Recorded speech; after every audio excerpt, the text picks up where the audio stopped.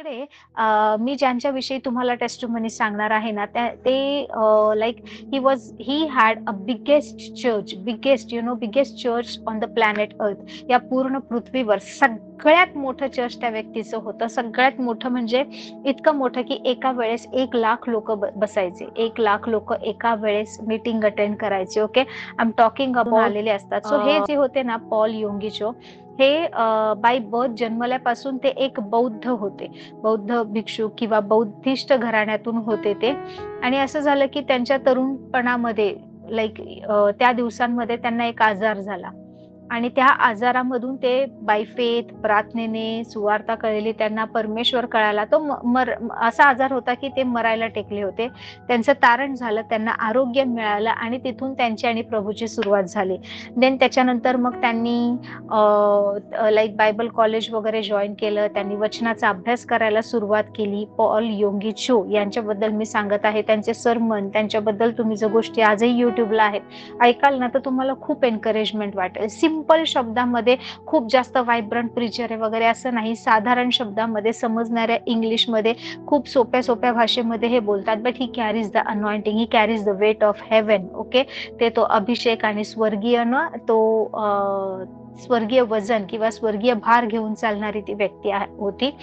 आता प्रभू सोबत गेली आहे. आय थिंक 2021 मध्ये रिसेंटलीच ते परमेश्वराकडे गेले आहेत, if I am not wrong. 2021 बहुतेक. तर यांच्या बाबतीत असं होतं की त्यांचं तारण झालं आणि देन जसं परमेश्वराचं पाचारण त्यांच्या जीवनामध्ये आलं. हे साऊथ कोरियाला राहायचे आणि तसं त्यांनी ठरवलं की आता मला जर परमेश्वर बोलवतोय तर मला सेवेत उतरलं पाहिजे.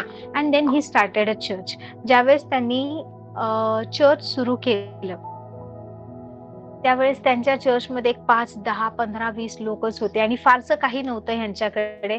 त्यांचं नुकतंच लग्न झालं होतं आणि लग्न जरी झाले आणि प्रभूमध्ये पण वाढायचे, मंडळीकडे लक्ष द्यायचे. So he use to study the word of God. प्रार्थना करायचे, वचन वाचायचे.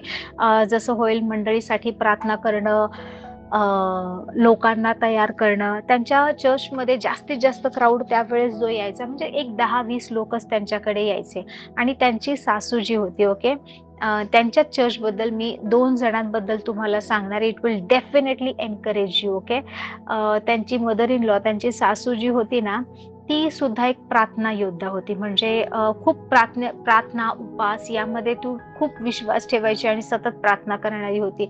तर तिने पाहिलं की आपल्या जावयाचं म्हणजे पॉल योंगिचो यांचं चर्च जे आहे एक 10-20 लोकांचं आहे आणि ते वाढलं पाहिजे, लोकांपर्यंत सुवार्ता पसरली पाहिजे. तर ती काय म्हणाली की माय सन, म्हणजे आपल्या जावयाला म्हणाली, माझ्या मुला, मी ठरवलं आहे की परमेश्वराने तुला पाचारण तर केलं आहे, परंतु आता तुझी मिनिस्ट्री वाढली पाहिजे किंवा तुझ्या चर्चमध्ये जास्त लोकांनी आलं पाहिजे, जास्त लोकांना देवाचं वचन समजलं पाहिजे, सुवार्ता पसरली पाहिजे. यासाठी मी मध्यस्थी करणार आहे. I am going to intercede for you. So आजपासून मी रोज उपास प्रार्थना करणार. रोज म्हणजे रोज, आजपासून रोज मी उपास प्रार्थना करणार. आणि तुझ्या चर्चमध्ये जे आता 20-30 लोक आहेत आणि हळूहळू म्हणजे जोपर्यंत ह्या गोष्टी झाल्या होत्या त्यांच्या चर्चमध्ये ऑलमोस्ट 100 लोक यायला लागली होती. Okay, he started with 10-20 people. ज्यावेळेस त्यांच्या सासू सोबत म्हणजे लाईक सासूने ज्यावेळेस पाहिलं चर्च ग्रोथ आणि सगळ्या गोष्टी, तर सासू म्हणाली की मी उपास प्रार्थना रोज करणार आहे. आणि त्यांच्या चर्चमध्ये 100 लोक त्यावेळेस होते. 80 ते 100 लोक यायची आणि सासू म्हणाली आजपासून मी रोज उपास प्रार्थना करणार आहे. मी रोज सकाळपासून रात्री 10 वाजेपर्यंत उपवास करणार, रोज रात्री 10 वाजता उपवास सोडणार. जोपर्यंत तुझ्या चर्चची अटेंडंट म्हणजे तुझ्या चर्चला येणारी जी लोक आहेत ना, ती 100 पासून ती लोक 1000 पर्यंत बनत नाहीत ना, तोपर्यंत तो रोज सकाळपासून संध्याकाळी 10 पर्यंत मी उपवास करणार, मी प्रार्थनाही करणार आणि हेच माझं जीवन असणार. मी एकही दिवस सोडणार नाही. मी रोज उपवास करणार आणि एकच वेळ मी जेवणार दिवसातून 10 वाजता जेव्हा उपवास सोडणार, त्यान मग नंतर डायरेक्ट दुसऱ्या दिवशी 10 वाजता. जोपर्यंत तुझ्या चर्चची अटेंडंट किंवा तुझ्या चर्चचे मेंबर्स जे आहेत, ओके, ते 1000 पर्यंत पोहोचत नाही तोपर्यंत मी हे करणार. ओके, त्याच्या सासूचं नाव होतं लाईक साऊथ कोरियन नाव थोडेसे प्रोनाऊन्स करायला डिफरंट आहेत. चाय झाय सिओ. ओके, चाय झाय सिओ हे त्यांच्या सासूचं नाव होतं. अँड देन शी सेड की अँड शी स्टार्टेड, तिने उपास प्रार्थना जे आहे ते सुरू केलं. कंटिन्यू उपास प्रार्थना करत राहिली, कंटिन्यू. एक दिवसही ब्रेक नाही, एक दिवसही सुट्टी नाही. रोज रात्री 10 वाजता जेवायचं, एक वेळेस जेवायचं दिवसातून. रोज उपास प्रार्थना, रोज उपास प्रार्थना. ओके.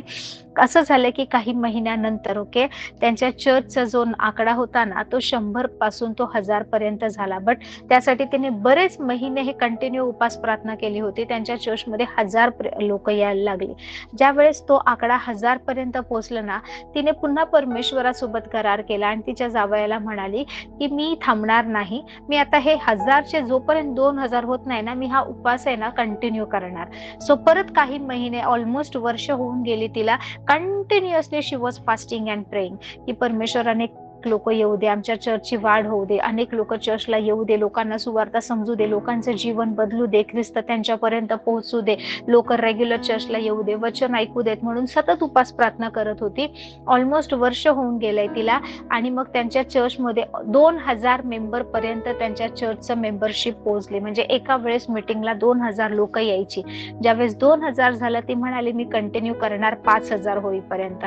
परत 2-3 वर्ष तिचा उपास चालू राहिला. 5000 मेंबर ज्या वेळेस त्यांच्या चर्चमध्ये, 5000 मेंबर म्हणजे आज आले आणि परत कधीतरी आले असे नाही, 5000 रजिस्टर्ड मेंबर, म्हणजे ज्यांनी मेंबरशिप फॉर्म भरला आहे, जे चर्चमध्ये रेग्युलर येतात, असं ज्यांनी ऍक्टिव्हिटीज मध्ये भाग घेतलाय, असे 5000 registered members. Okay. 5000 registered member झाल्यानंतर सुद्धा पुन्हा ती म्हणाली की मी एवढ्यावर थांबणार नाही, आता हे एवढे वर्ष मी कंटिन्यू केलंय, I will continue with this fasting and prayer, जोपर्यंत हे 5 ते 10,000 होत नाही. 10,000 झाल्यावर म्हणाली हे जोपर्यंत 20,000 होत नाही, मी प्रार्थना अशीच करणार, मी दिवसातून एक वेळच जेवणार. सो असे कितीतरी वर्ष ना तिने अन्नाचा लिटरली त्याग केला होता. फक्त रात्रीतून 10 वाजता एकदाच ती जेवायची आणि रोज प्रार्थना करायची. 5,000, 10,000, 20,000 मेंबर झाले, ती थांबली नाही. 20,000 नंतर 50,000 पर्यंत आकडा गेला आणि तिचे उपवास चालू राहिले. Praise the Lord. तुम्हाला माहितीये, जवळजवळ 8 वर्ष 6 महिने. Okay. She fasted for 8 years 6 months.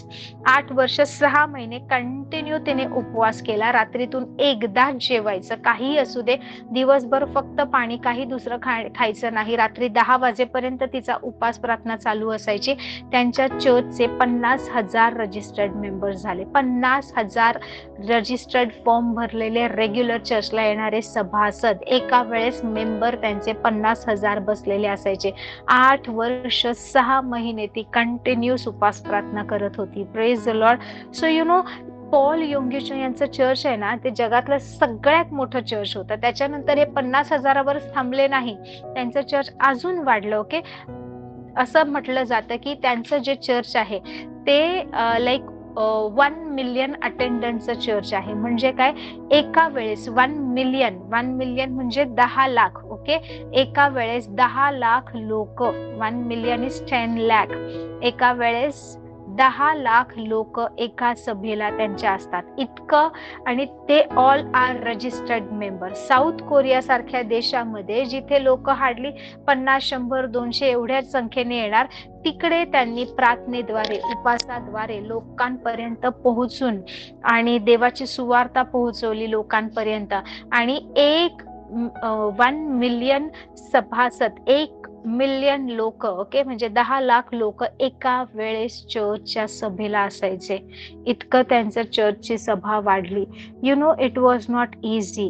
हे सोपं नव्हतं त्यांच्या, म्हणजे म्हणून आजही ना जगातलं सगळ्यात मोठं जर कॅपॅसिटी किंवा सगळ्यात मोठी मीटिंग जर कोणाची झाली असेल ना, ते पॉल योंगीचोंची म्हणतात, कारण तेवढे लोक त्यांच्याकडे होते.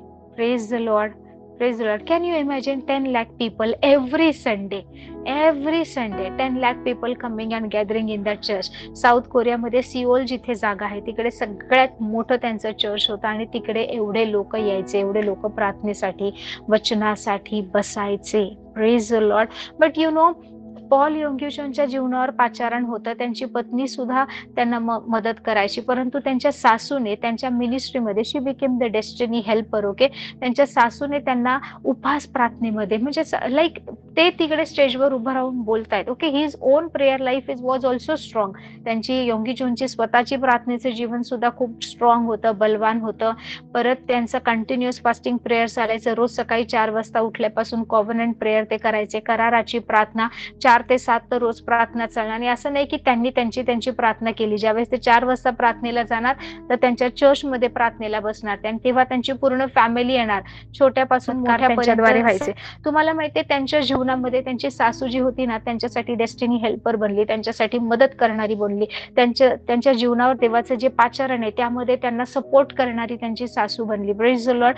तुम्हाला माहितीये we read about the patriarchs in the Bible. Patriarchs म्हणजे आपले जे पूर्वज होते, आपले जसं अब्राहम, इसाक आणि याकोब यांना म्हटलं जातं की आपले पिता आहेत किंवा पॅट्रियार्क आहेत. तसं ना काही स्त्रिया आहेत ज्यांना मॅट्रियार्क्स म्हणलं जातं. सो पॉल योंग्युचोनच्या जीवनामध्ये ना त्यांची सासू आहे ना, शी बिकेम द मॅट्रियार्क, म्हणजे एक आई बनून ती जागा घेणं, आई बनून चालवणं, एखाद्याने आई बनून एक स्त्री असून नाही का तो कित्ता घालून देणं. So she was that lady. तुम्हाला माहितीये पॉल योंग्युचोनचं जर प्रेयर माउंटन म्हटलं तर it is very famous place. Okay, तिकडे लोक केवळ प्रार्थनेला जातात. तुम्हाला माहितीये जोपर्यंत ह्या गोष्टी चालू होत्या, पॉल योंग्युचोन चर्च वाढतंय, हजारो लाखोने जसं वाढतंय, तर त्यावेळेस असं व्हायचं की ह्या स्त्रीने, त्यांच्या सासूने त्यांच्या इकडच्या नाही का अशा स्त्रियांना प्रार्थनेमध्ये तयार केलं होतं. Because she was the lady of prayer. Okay, त्यांची सासू स्वतःही प्रार्थना, सतत प्रार्थना, विश्वास, उपास ह्या गोष्टीमध्ये चालायची.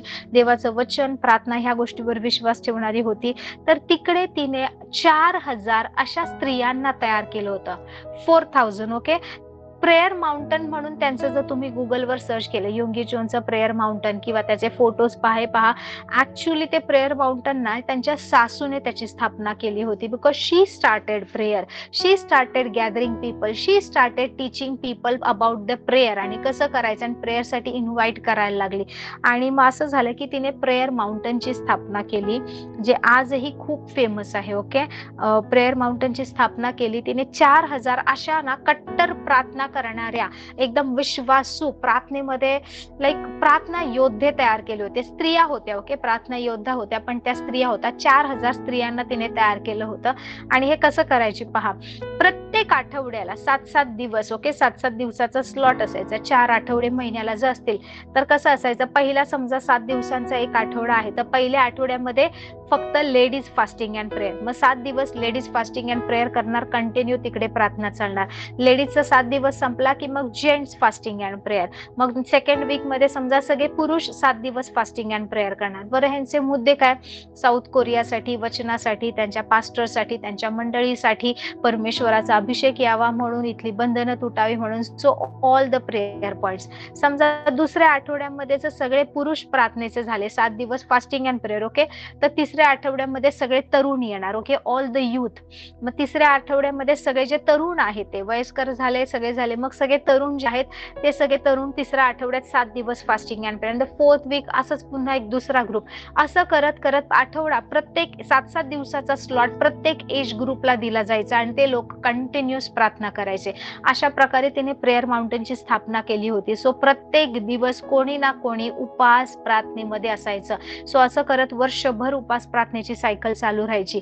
जर त्यांची संडेला सकाळी मीटिंग आहे तर ह्या ज्या 4000 स्त्रिया तिने ज्या तयार केल्या होत्या, ज्या प्रार्थना योद्ध्या होत्या, तिचं प्रेयर पॅटर्न कसं होतं माहितीये, जस्ट अ मिनिट. तो कसं चालायचं माहिती, प्रत्येक शनिवारी त्यांच्या चर्चमध्ये जो त्यांचा स्टेज आहे, आता 1,00,000 मेंबर बसतात म्हणजे त्यांचा स्टेज किती मोठा असेल विचार करा. ओके, जो त्यांचा एवढा मोठा स्टेज आहे त्या स्टेज समोर every Saturday from night 9 PM to morning 5 PM प्रत्येक शनिवारी त्यांची काय असायची, नाईट प्रेयर.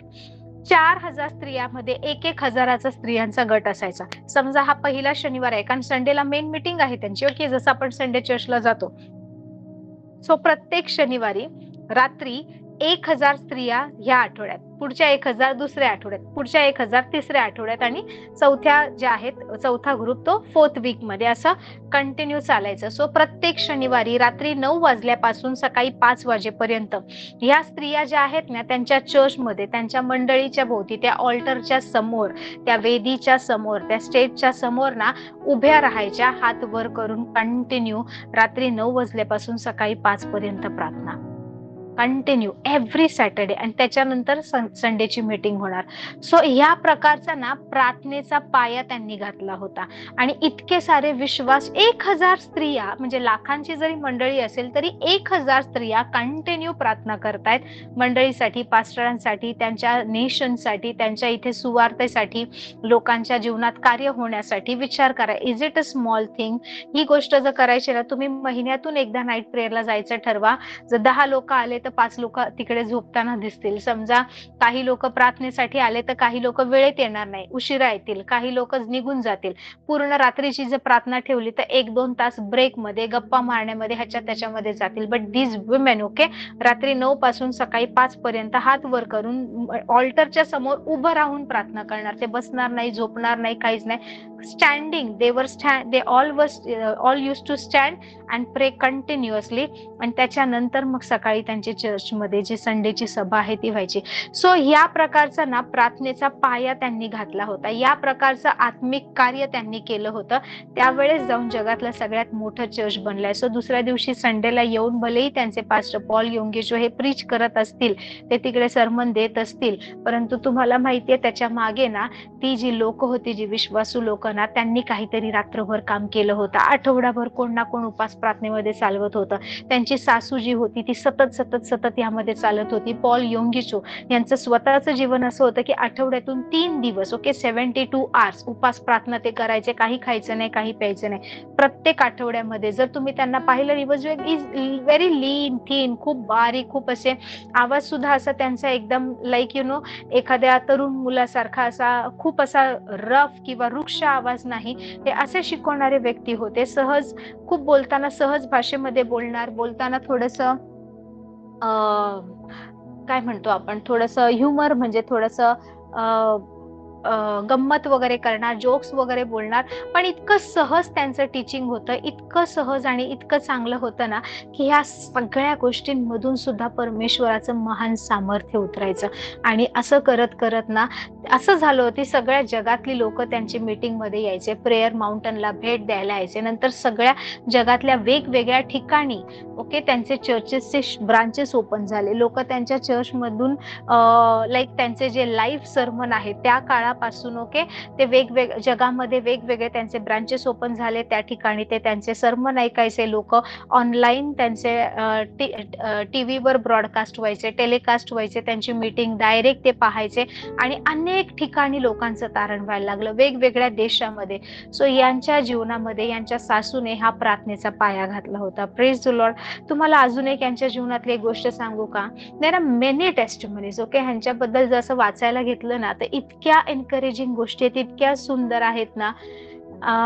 एक दिवस असं झालं की त्या काळामध्ये जसं परमेश्वर ह्यांना विजन देत गेला पॉल योंगिचोना, की ह्या देशामध्ये तू स्थापना कर, त्या देशामध्ये जा, त्या देशामध्ये तुझे लीडर्स पाठव, त्या देशामध्ये, वेगवेगळ्या देशामध्ये, वेगवेगळ्या सिटीमध्ये जाऊन तू परमेश्वराच्या सुवार्तेचं कार्य कर. सो एक असं वेळ आली की परमेश्वर त्यांना म्हणाला की जपानमध्ये सुद्धा, okay, he is from south Korea, जपानमध्ये जा आणि जपानमध्ये सुद्धा तुला सुवार्ता गाजवायची.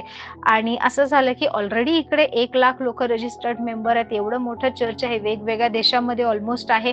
आज इथे मीटिंग, उद्या तिथे मीटिंग, ह्या देशातली लोक बोलत आहेत, त्या देशातली लोक बोलत आहेत, सगळ्या ठिकाणी जायचंय. मग जपानमध्ये हे स्वतः जाणं शक्य नव्हतं. So he decided that he will send his leaders.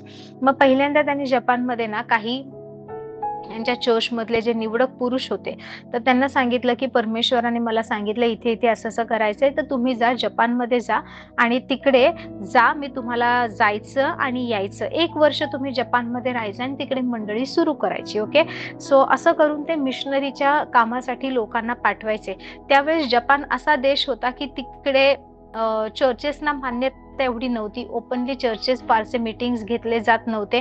Hardly कोणी आलं तर 20 लोकांचा चर्च म्हणजे मेगा चर्च. जपानची कंडिशन त्यावेळेची अशी होती, की 20 लोकं जरी आहेत तर सगळ्यात मोठं चर्च असल्यासारखं होतं. So it was very difficult to go and preach in the Japan at that time because there were many strict rules and the people were against Christ. So अशा वेळेस ज्यावेळेस परमेश्वर त्यांना बोलला, त्यांनी त्यांच्या चर्चमधल्या एका विश्वासू माणसाला पाठवलं आणि त्याला सांगितलं, मी तुझं जाण्याचं आणि येण्याचं म्हणजे आता जाण्याचं 1 वर्षाने तू परत यायचं. मला रेकॉर्ड द्यायचा की एवढे लोकांना तू सुवार्ता सांगितली आणि तिकडे मंडळी स्थापन केली आहे. तर तुझं यायचं जे प्लेनचं तिकीट आहे, एअरप्लेनचं, ते मी काढतो. 1 वर्ष तुला तिथे राहण्यासाठी खाणं पिणं जे भाडं लागतंय तुला त्याची सोय मी करतोय. 1 वर्ष तुझं मी सगळं सांभाळणार, पण 1 वर्षानंतर मला सांगायचं की तू तिकडे काय काम केलं आणि कसं लोकांना तू सुवार्ता सांगितली आहे. तर पहिल्यांदा त्यांनी एका माणसाला पाठवलं. तो तिकडे राहिला. खूप चॅलेंजेस आले. Japan was not open to receive Christ. आणि मग असं झालं की त्यांचे पैसे संपायला लागले. योंगी चोंना कॉल करायला लागली की असं झालं, तसं झालं, हे झालं, ते झालं. असं करत करत वर्ष संपलं. That man of God he return back, he came back. काही तिकडे काम झालं नाही. He could not go and preach people. लोकांना सुवार्ता सांगू शकले नाही. त्याच्यानंतर मग त्यांनी ठरवलं की मी दुसऱ्या व्यक्तीला पाठवलं. सेकंड टाइम त्यांनी एका दुसऱ्या माणसाला पाठवलं. त्याचंही जाण्या येण्याचं विमानाचं तिकीट काढून दिलं. 1 वर्ष राहण्यासाठी तिकडे जे घर भाडं लागतं, जे काही, त्याची सगळ्याची सोय केली. And again he was sent there for a period of 1 year, की तिकडे जायचं, सुवार्ता गाजवायची तिकडे आणि तिकडे मंडळीची आपली ब्रांच खोलायची किंवा तिकडे तुला देवाचं काम करायचंय. तिकडच्या लोकांना ख्रिस्त समजला पाहिजे. दुसऱ्या व्यक्तीच्या बाबतीतही तेच चॅलेंज. दुसऱ्यांदा जो व्यक्ती गेला त्यालाही जमलं नाही. He also failed and came back. आणि त्यांनी सुद्धा फोन केला, असं असं झालंय. ते योंगी चोंना कळलं की याचे पण पैसे संपलेत म्हणून फोन करतोय, पण काय आत्मिक कार्य तर झालं नाहीये. तिसऱ्यांदा त्यांनी एका माणसाला पाठवलं की चला ह्यांच्यापेक्षा पण अजून चांगला कोणीतरी पाठव. But third time also the case was same. तिकडे ना ते सुवार्ता प्रचार करू शकले, ना कोणाला ख्रिस्ताबद्दल सांगू शकले, ना कोणी विश्वासात आलं आणि दुसरं कुठलं काही विशेष कार्य झालंच नाही. आणि या सगळ्या गोष्टी जेव्हा झाल्या तर तिसऱ्या व्यक्तीने ज्यावेळेस फोन केला त्यांना, योंगी चोंना, ओके, ते योंगी चो म्हणाले, I know the money must have gone and now you need some more money. आणि असं असं आहे म्हणून तू कॉल केला असेल. तर मग तिसरी व्यक्ती जी आहे ती सुद्धा परत आली, साऊथ कोरियाला निघून आली. And then he was sitting and he was asking, Lord तू मला जपानला पाठव म्हणाले, तू म्हणाला तिकडे जा आणि तिकडच्या लोकांना सुवार्ता सांग, पण मी इतक्या लोकांना पाठवला. आज वर्षभरासाठी लोकांना तिकडे राहण्याचा मी टास्क दिला आहे. एवढी वर्ष गेली पण जपानमध्ये तर काही सुवार्तेचं काम होत नाही. मी काय करू? You know what Lord said to him? Praise the Lord. परमेश्वर पॉल योंगी चोंना म्हणाले, तू एक काम कर, तू हे सगळे जे मेल आहेत ना, सगळे जे पुरुष आहेत त्यांना बाजूला ठेव. मी तुला सांगतो ना त्या स्त्रीला तू तिथे पाठव. ओके, तू तुझ्या बुद्धीने पाठवलं, तू सगळ्यांनी 1, 2, 3 पुरुषांना पाठवलं पण त्यांना काही जमलं नाही. Now I want someone who is loyal, जो प्रामाणिक आहे आणि जो नाही का निष्ठेने चालणार आहे असं मला पाहिजे. तर मी तुला सांगेन त्या स्त्रीला तू वर्षभरासाठी तिथे पाठव. पॉल योंगीचे म्हणाले ठीक आहे. देन आफ्टर फ्यू डेज प्रार्थनेमध्ये असताना परमेश्वराने कोणत्या स्त्रीला तिकडे पाठवायचं हे त्यांना दाखवलं. आणि मग त्यांनी ज्यावेळेस पाहिलं की लॉर्ड त्यांना त्यांच्या मंडळीतल्या त्या स्त्रीबद्दल सांगतोय, ते योंगी चोंनी पाहिलं आणि ते म्हणाले, ती स्त्री तर एज्युकेटेड पण नाहीये, फारशी शिकलेली नाही. असं नाही की खूप प्रभावी व्यक्तिमत्व आहे, खूप चांगली एज्युकेटेड आहे, बोलण्यामध्ये खूप चांगलं तिचं वक्तृत्व कौशल्य चांगलं आहे, असंही काही नाहीये. आणि मग ते म्हणाले, लॉर्ड शी इज ऍव्हरेज, ती काही जास्त शिकलेली नाही, काही नाही. लॉर्ड म्हणाला, तू तुझ्या बुद्धीने पाठवलं ना, मी सांगतोय ना, तर त्या स्त्रीला तू तिकडे पाठव आणि तू तिला पाठवायचं तिकडे आणि ती करेल जे करायचं ते. ओके, मग असं झालं की योंगी चोंना जसं परमेश्वराने सांगितलं तसं त्यांनी त्या स्त्रीला बोलवलं. तिला सांगितलं, सिस्टर मला प्रभूने असं असं सांगितलं आहे, मी तुम्हाला मिशनरीच्या कामासाठी जपानमध्ये पाठवत आहे. तुम्हाला जायचं मी तिकीट देत आहे, पण मी यायचं एरोप्लेनचं तिकीट तुमचं काढणार नाहीये. सो मी तुमचं जपानला जाण्याचं एरोप्लेनचं तिकीट काढत आहे. 1 वर्ष तुम्ही तिथे जे राहायचं, घर भाडं वगैरे सगळं त्याची सोय मी करत आहे. मंडळीतून तुम्हाला 1 वर्षाची सगळी सोय केली जाईल. सो 1 वर्ष तुमच्या राहण्याचं, घर भाड्याचा पैसा दिला जाईल, खाणं पिणं प्रोव्हाइड ते जे लागतं ते पैसे दिले जातील आणि जपानला जायचं तुमचं एरोप्लेनचं तिकीट काढणार. परत येतानाचे एरोप्लेनचे तिकिटाचे पैसे मी देणार नाही, योगीच म्हणाले. कारण तिकडे जाऊन हे 3 वेळा लोक अपयशी होऊन आले. तू अपयशी होऊन यायचं नाही, तुला तिकडे यशस्वी येऊनच यायचंय. तुला जे काम दिलंय मिशनरीचं काम करूनच यायचंय. जर तुला तिकडे काही जमलं नाही तर तुझे पैसे मॅनेज कर आणि तुझ्या पैशाने तू परत तिकडे साऊथ कोरियाला ये. मी मदत करणार नाही आणि 1 वर्षानंतर मला तुझं काय झालंय ते सांग. 1 वर्षानंतर तुला तिकडे कसं सर्व्हाइव्ह करायचं, मंडळी मदत करणार नाही. 1 वर्षानंतर तुझं तू सगळं करायचं. ओके. ही स्त्री म्हणाली ठीक आहे, मी प्रार्थना करते. And then she decided to go. ती जपानमध्ये गेली, प्रार्थना केली आणि ही स्त्री सुद्धा होती नाही, खूप प्रार्थना करणारी आणि खूप उपास प्रार्थनेमध्ये चालणारी होती. सो ज्यावेळेस ती जपानमध्ये गेली, जिथे घर घेतलं होतं त्या ठिकाणी तिने राहिली. रेंटने घर वगैरे सगळं मिळालं होतं, राहिली. आणि तिने पाहिलं की जपानमध्ये नाही का लोक कशी आहेत माहिती, असं समजा एक छोटं जरी घर असेल ना तर त्याच्यामध्ये ना खूप लोक क्राऊड करून राहतात. म्हणजे एका घरामध्ये समजा एक छोटा रो हाऊस किंवा एक छोटा बंगला आहे, छोटा मोठा जरी नाही, छोटा बंगला असं स्वतःची जागा आहे तर त्याच्यामध्ये कमीत कमी 30-40 लोक राहता येतो, अशा प्रकारे होतं. पण लोक असं बाहेर जास्त येणं किंवा एकमेकांसोबत मिसळणं, एकमेकांसोबत व्यवहार करणं, अशा गोष्टी होत नव्हत्या. आणि मग तिने पाहिलं की ह्या लोकांमध्ये मी जाऊ कसं. जर त्यांना तिने काही सांगितलं ख्रिस्ताबद्दल, जवळपासच्या चर्चला जाऊन पाहिली तर हार्डली 10 आणि 20 लोक म्हणजे ते लोक सॅटिस्फाईड, अरे आपल्या चर्चला 20 लोक आली म्हणजे आपलं चर्च जपानमधलं सगळ्यात मोठं चर्च आहे, अशा प्रकारची कंडिशन होती. आणि तिला समजलं नाही की ह्या लोकांमध्ये मी आता सुवार्ता प्रचार कसं करू.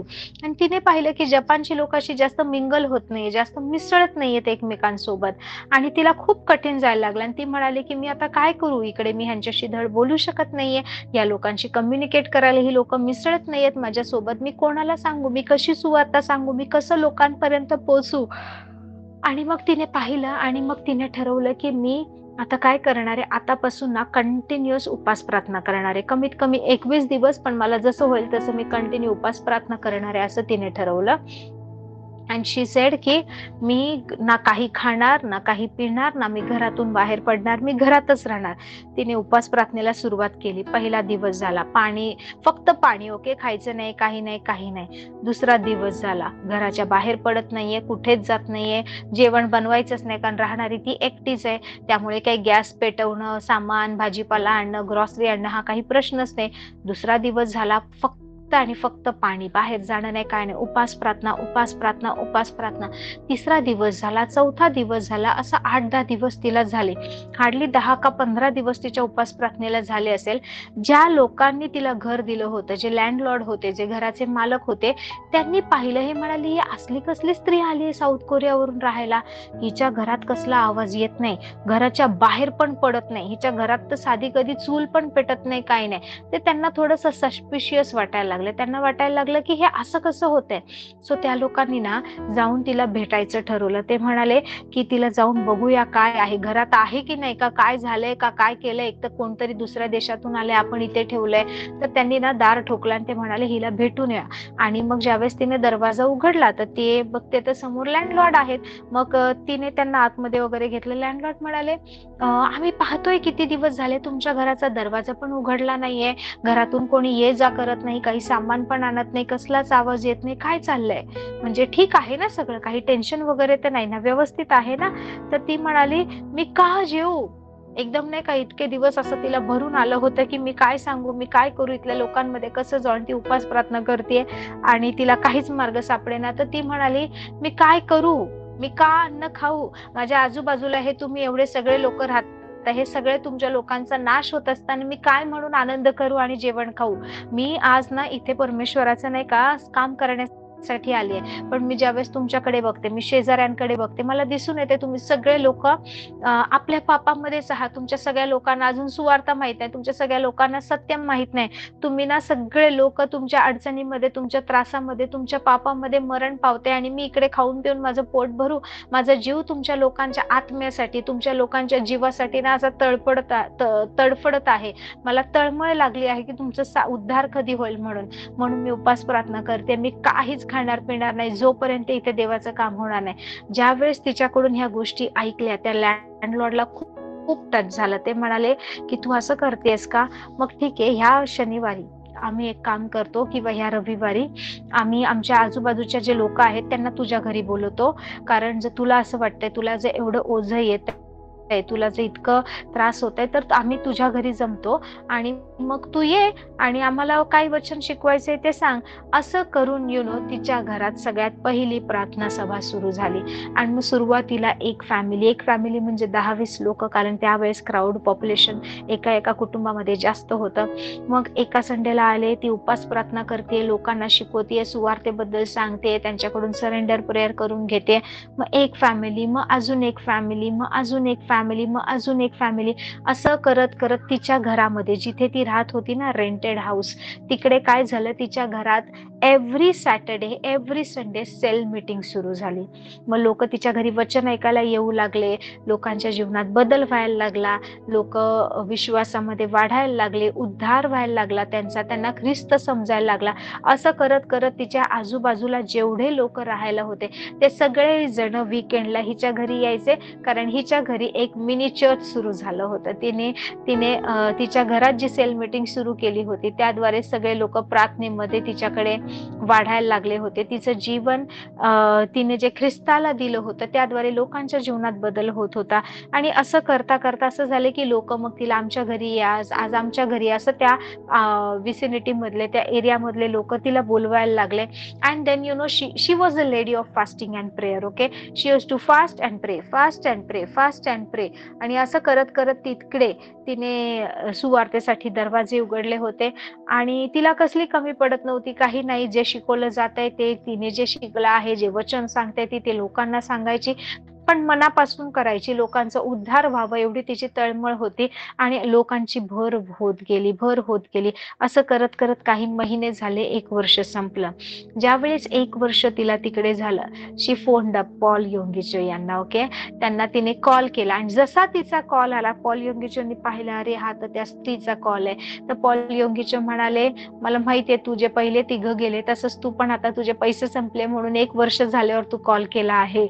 मग ती म्हणाली, नाही मॅन ऑफ गॉड, नाही मॅन ऑफ गॉड, मला पैशाची काहीच गरज नाही, माझे पैसे संपले नाही. मग ते म्हणाले, तुला इकडे यायचंय म्हणून तू कॉल करतेस. ती म्हणाली, नाही मॅन ऑफ गॉड, मला तिकडे यायचं पण नाहीये, मी तुम्हाला रिक्वेस्ट करण्यासाठी फोन केला आहे की तुम्ही इकडे जपानमध्ये मी जिथे राहते तिकडे मीटिंग घेण्यासाठी एकदा याल का.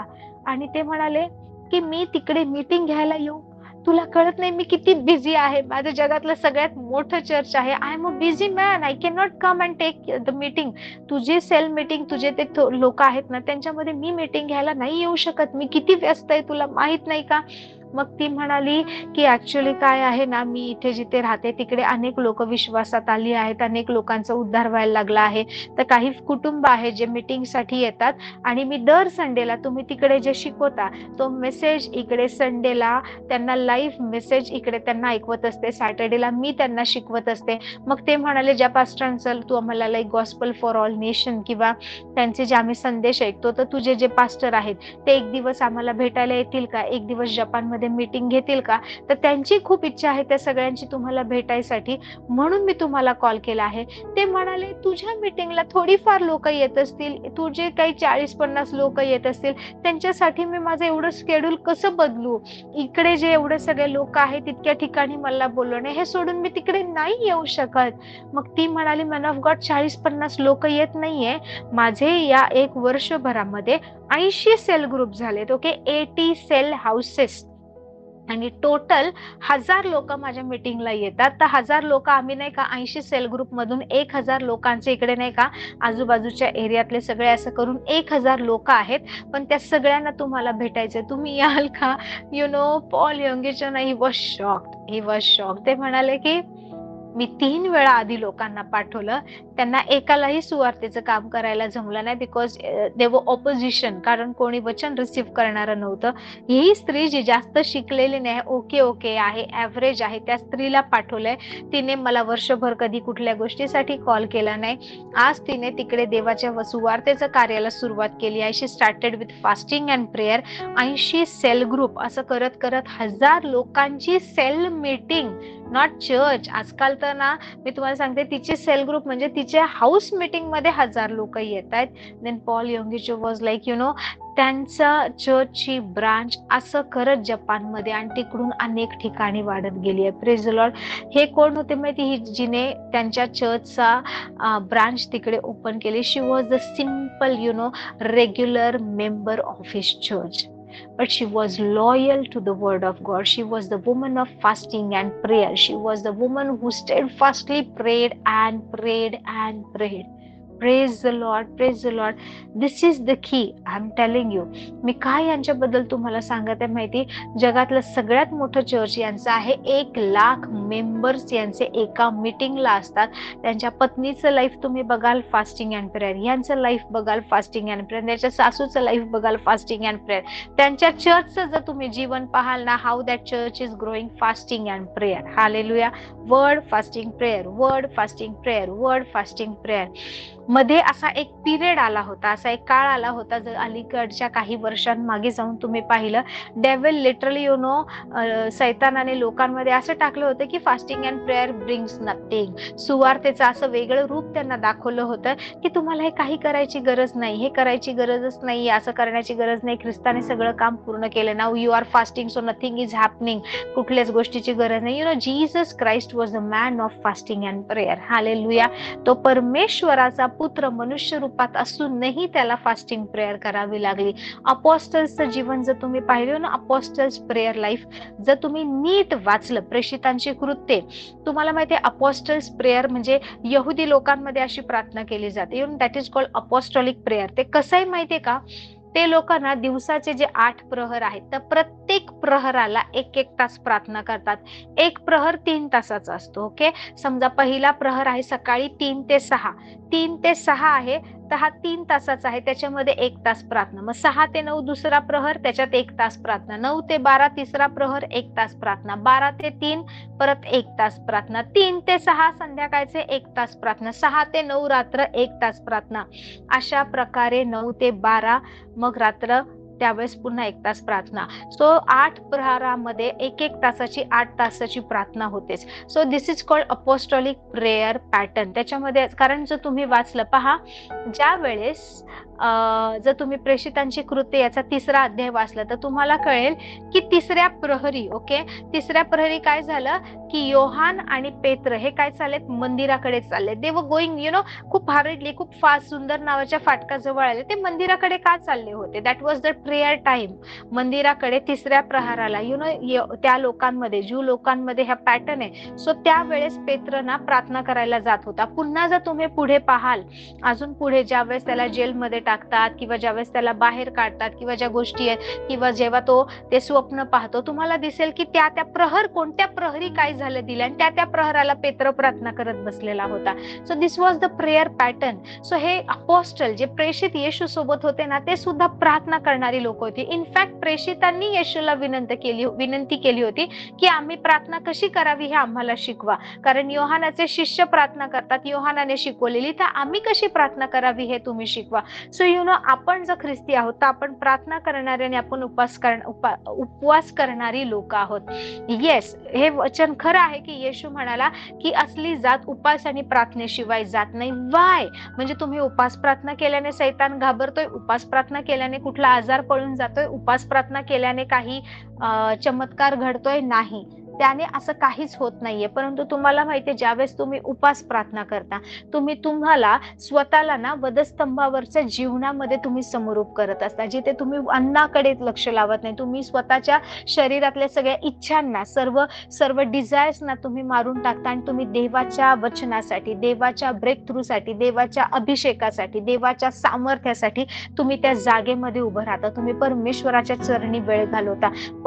प्रेषित पेत्र जो आहे तो तिसऱ्या प्रहरी मंदिरात जात होता. सुंदर नावाच्या तो गेट जवळ येतो आणि तिकडे त्याला तो जन्मल्यापासून जो लंगडा आहे तो दिसतो आणि त्याला ते म्हणतात सोनं रूप आमच्याकडे नाही, जे आम्ही ते आहे ते तुला देतो, येशू ख्रिस्ताच्या नावाने उठून चालू लाग. You know, he was going there for the prayer. That was the hour of prayer. So प्रत्येक 3 तासामध्ये 1 तासाची प्रार्थना, it was their prayer pattern. आपण 3 तासामध्ये 5 मिनिटं तरी 10 मिनिटं तरी प्रार्थना करू शकतो. Start, I am telling you, start with 5 minutes. 5 मिनिटाच्या पण प्रार्थनेमध्ये चॅलेंजेस येतील तुम्हाला, कारण ज्यावेळेस तुम्ही ट्रेडिशनल प्रेयर सोडून वचनानुसार प्रार्थना करायला घेणार ना, you will face many challenges, but do it persistently. प्रार्थनेच्या जीवनामध्ये ना तुम्ही हायगाई करू नका किंवा त्याच्यामध्ये कॉम्प्रोमाइज करू नका. कंटिन्युअसली प्रे. यांची सासू, she was the lady who fasted and prayed for 8 years 6 months. जोपर्यंत नाही का त्यांच्या चर्चची ग्रोथ होत नाही, जोपर्यंत सुवार्तेचा प्रसार होत नाहीये, तिने स्वतःला ना जेवणापासून आणि जगातल्या सगळ्या गोष्टींपासून वंचित ठेवलं. सो ज्या लोकांनी ना स्वतःला नाकारलं, ज्या लोकांनी स्वतःला एका रूम मध्ये बंद केलं, देवाच्या चरणी बसून राहिले ना, त्यांनी इतिहास घडवलाय. Praise the Lord. त्यांनी देवाच्या राज्यामध्ये मोठमोठी कामगिरी केली आहे. त्यांनी ह्या जगामध्ये परमेश्वराच्या राज्याची घोषणा केली आहे. सो तुम्हाला तुमच्या जीवनामध्ये, तुमच्या कुटुंबामध्ये, तुमच्या फायनान्समध्ये, तुमच्या जॉबमध्ये, बिझनेसमध्ये तुम्हाला बदल पाहायचा ना, आय एम टेलिंग यू, प्रे फास्ट. आठवड्यातून अशी एक वेळ असू दे, अशी एक निश्चित वेळ असू दे, ज्यावेळेस तुम्ही तुमच्या वेदीवर जाते. आपण कितीतरी ऑलमोस्ट महिना झाला आपण वेदीबद्दल शिकत होतो. पुन्हा युट्यूब चॅनलला व्हिजिट करा, पुन्हा ते मागचे मेसेजेस ऐका, पुन्हा एकदा get filled with the fire, पुन्हा एकदा एनकरेज व्हा, तुमच्या प्रार्थना वेदीकडे वळा. ज्यावेळेस तुम्ही त्या वेळेमध्ये रेग्युलरली तुमच्या वेदीला भेट देता, it shows your faithfulness, it shows your loyalty, it shows your diligentness that you are giving importance to the Lord, to the Lord. You are honouring your prayer time. कारण ज्या वेळेस तुम्ही ती टाइम बोलता ना, त्या वेळेमध्ये ना परमेश्वर उपस्थित असतो. मी ह्या गोष्टी बोलत असताना मला अजून एका अशा स्त्रीची आठवण येते, but I will not share her testimony, नाही तर अजून 1 तास बसावं लागेल. Praise the Lord. ती अशी एक स्त्री होती जी म्हणाली परमेश्वराला, माझ्या जीवनात मी तुला कधीच वाट पाहायला लावणार नाही. जर मी तुला टाइम देते 7ला, तर 7च्या 15 मिनिटं आधी मी येऊन थांबणार, मी तुझी वाट पाहणार, तू माझी वाट पाहत कधीच थांबणार नाही. You know, what ever time you give.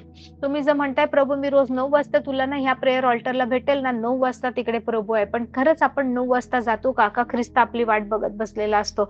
जर तुम्ही म्हणता की आपल्या चर्चची सभा इतके वाजता आहे आणि तुम्ही जर लेट जाता ना, तुम्ही तिकडे ख्रिस्ताला वाट पाहायला लावताय, तुम्ही तिकडे परमेश्वराच्या उपस्थितीचा अनादर करता. Because whatever time you decide, जी वेळ तुम्ही नाही का आज आमची मीटिंग इतके वाजल्यापासून इतके वाजेपर्यंत आहे ठरवता ना, त्या वेळेला तिकडे परमेश्वर आपला प्रभू येशू ख्रिस्त पवित्र आत्म्यासहित तिथे उपस्थित असतो. बट आपण देवाच्या उपस्थितीला त्या वेळेला महत्व देत नाही. आपल्याला काय वाटतं की आपण ह्या मिनिस्ट्रीच्या मीटिंगला चाललोय, आपण ह्या चर्चच्या मीटिंगला चाललोय. लोकांना हे समजत नाही की तिकडे ख्रिस्त आला आहे आणि ते ख्रिस्ताला भेटायला चाललेत. म्हणून लोकांना काय वाटतं की ठीक आहे 7 वाजता नाही जमत आहे ना, 7:30ला जाईल, 8ला जाईल, किंवा 6ची मीटिंग आहे नाही जमत आहे ना, इट्स ओके, मी 7-7:30ला जाईल. लोक कित्येक तर 7 वाजता उठणार, तयारी करणार, आरामात तयारी करून गाडी पकडून 8-8:30ला मीटिंगला येणार.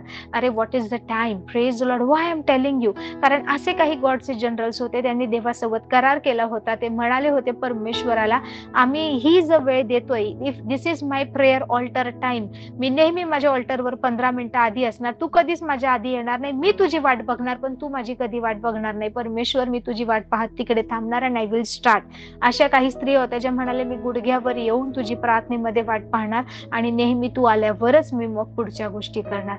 ह्या ज्या स्त्रिया होत्या, हे जे पुरुष होते, हे जे जनरल होते ना, ह्यांनी ह्या समाजामध्ये रिवायवल आणलं. त्यांच्या द्वारे सुवार्तेचं काम पसरलं गेलंय. Praise the Lord, praise the Lord.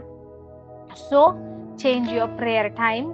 Change your prayer time म्हणण्यापेक्षा be faithful to your prayer time. कदाचित तुमचं प्रेयरचं काहीच वेळ नसेल ठरलेली. यु नो, माझ्या सुद्धा लाईफमध्ये माझा जो मोबाईल तुम्ही पाहिलं, माझा मोबाईल प्रत्येक प्रहराला वाजतो. माझी मुलं म्हणतात मम्मा मोबाईल वाजला. माझा मोबाईल 9 वाजता, 12 वाजता, त्याच्यानंतर 3 वाजता, 6 वाजता, हे कंटिन्यू माझ्या मोबाईलमध्ये मी अलार्म लावलेला आहे. त्या मोमेंटला तो वाजतो की ऍटलीस्ट प्रत्येक प्रहराला मी थोडा वेळ तरी अन्य भाषेत बोलणार, मी देवासोबत वेळ घालवणार. आय एम टेलिंग यू, मला ती 5-10 मिनिटं सुद्धा त्या वेळेला देणं चॅलेंजिंग असतं. कधी 3 वाजता मी बाहेर असते, कधी 2 वाजता, कधी 6 वाजता मी अजून दुसरीकडे असते, कधी कोणाचा दुसरा कॉल असतो, कोणती मीटिंग असते, किंवा इतर वेगळं काही काम चालू असतं. But still you know, I am disciplining myself की ह्या वेळेला वेळेला एव्हरी वॉच, हे जे वॉचेस आहेत ना किंवा हे जे प्रहर आहेत, हे जे टाइम आहेत ना, या वेळेमध्ये परमेश्वर मी तुझ्या समोर येणार, तुझ्यासोबत मी 5-10 मिनिटं तरी वेळ घालवणार. We can do many things. आपल्याला स्वतःला शिस्त लावायची आहे, आपल्याला प्रार्थना करायची.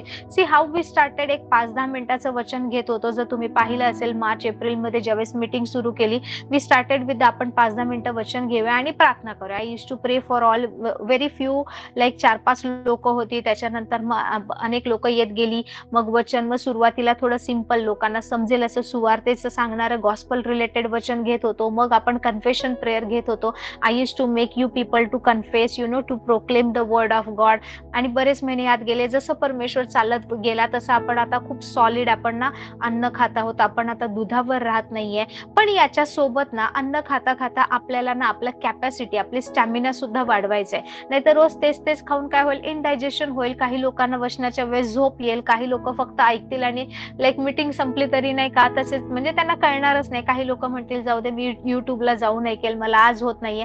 Unless and until you decide, जोपर्यंत तुम्ही परमेश्वराच्या वेळेला महत्व देणार नाही, तुम्ही ठरवणार नाही की ही गोष्ट मला करायचीच आहे, Lord I will be faithful, मी विश्वासयोग्य राहणार, मी प्रामाणिक राहणार आणि मी ह्या गोष्टी करणार, तोपर्यंत परिस्थिती बदलताना दिसणार नाही. ओके, सो सगळ्या जगाला पाहिजे तर कॉम्प्रोमाइज करा, परंतु परमेश्वराला गांभीर्याने घ्या. Take God seriously, because God was serious.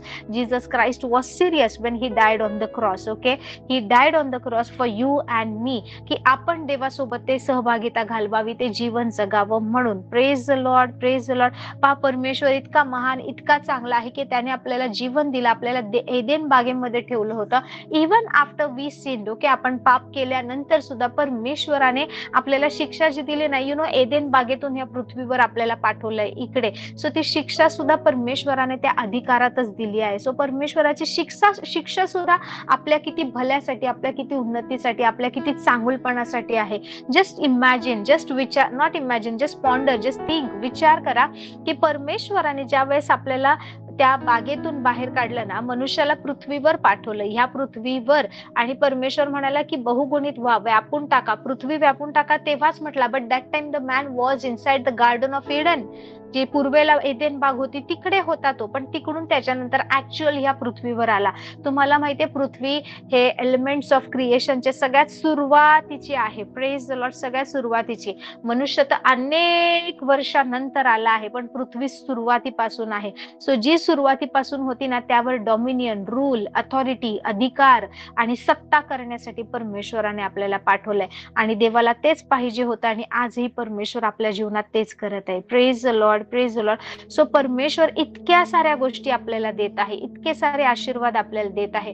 We need to be faithful.